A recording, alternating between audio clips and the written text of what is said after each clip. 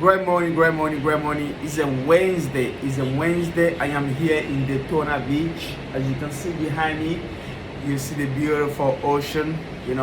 God's creation. Our God is amazing. Look at all these amazing things God created. The ocean, you cannot comprehend the miles and miles and miles, of water that, the earth is 75% water, and also our bodies are 75% water. Isn't that amazing? That is incredible. When I learned that, I was blown away that we're so connected to the earth. We're so connected to what God has created. Obviously, He's also our creator. So, God's just amazing.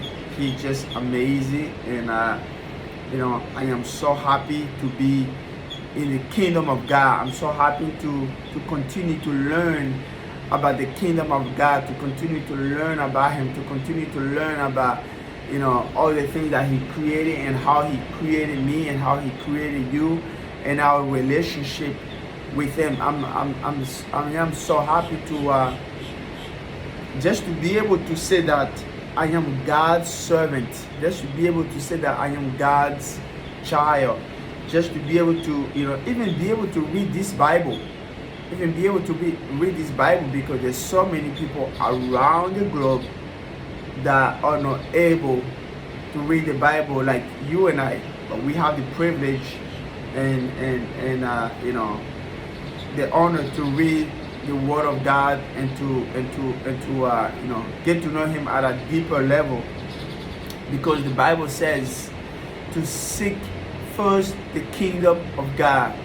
It says to seek first the kingdom of God. It is so important. We are a spirit. We are a spirit with a body. And God is a spirit also. It says whoever's gonna worship God need to worship Him in spirit. So if we are a spirit and God is a spirit, guess what? We need to make sure that we're feeding our spirit. We need to make sure that we're feeding our spirit, because this is not our home. We're not home yet. Yes, God created us to have dominion on this earth, while He's in heaven. But at the same time, we have to make sure that in order to have dominion, we need to have that connection. We need to make sure that we feed our spirit, so our spirit can be connected to the creator of creators, to our creator, to our God and Savior. We need to make sure that we have that connection with Him. And the only way we're going to have that connection with Him is to make sure that we ourselves are fed spiritually. Many times, we feed our physical.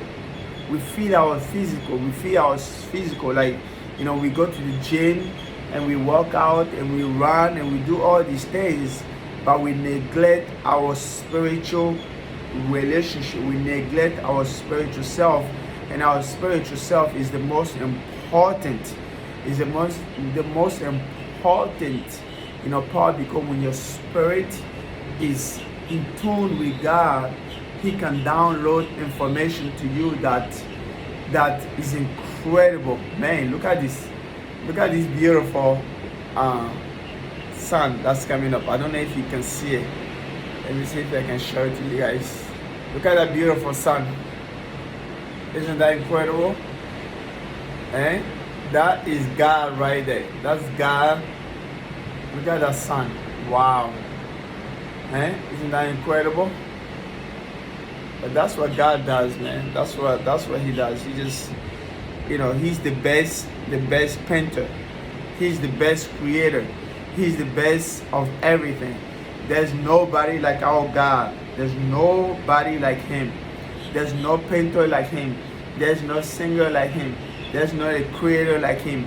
There's no somebody that can think like Him.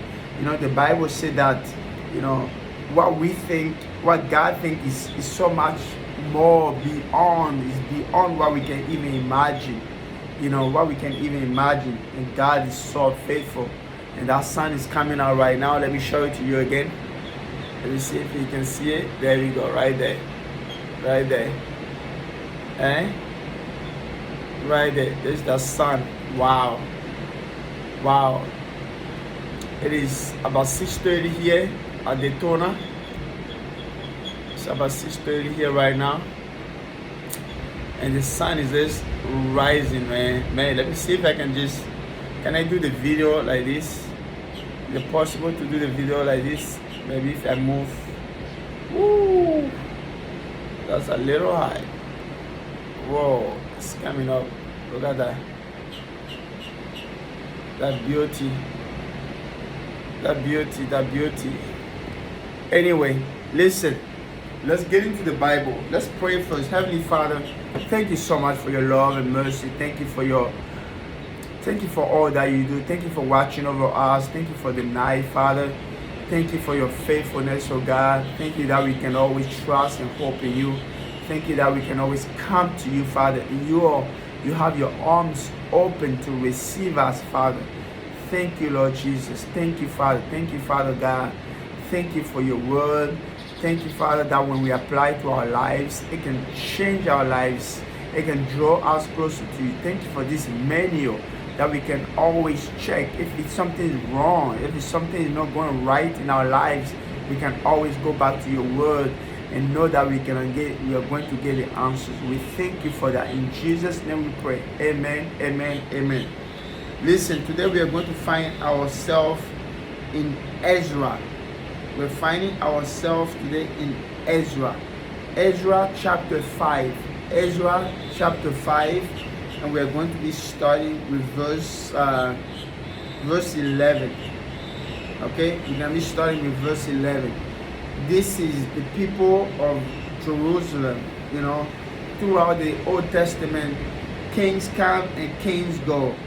And, you know, when they do evil in the sight of the Lord gives them up to their enemies, and their enemies comes in and destroy the temple. They destroy the temple of the Lord because God allows it. And they take the people that are sinning, God's people. When he gives them up, when God gives them up, the enemy comes in and takes them and make them captive and make them, you know, slaves, and take everything that they own, including destroy the temple of the Lord.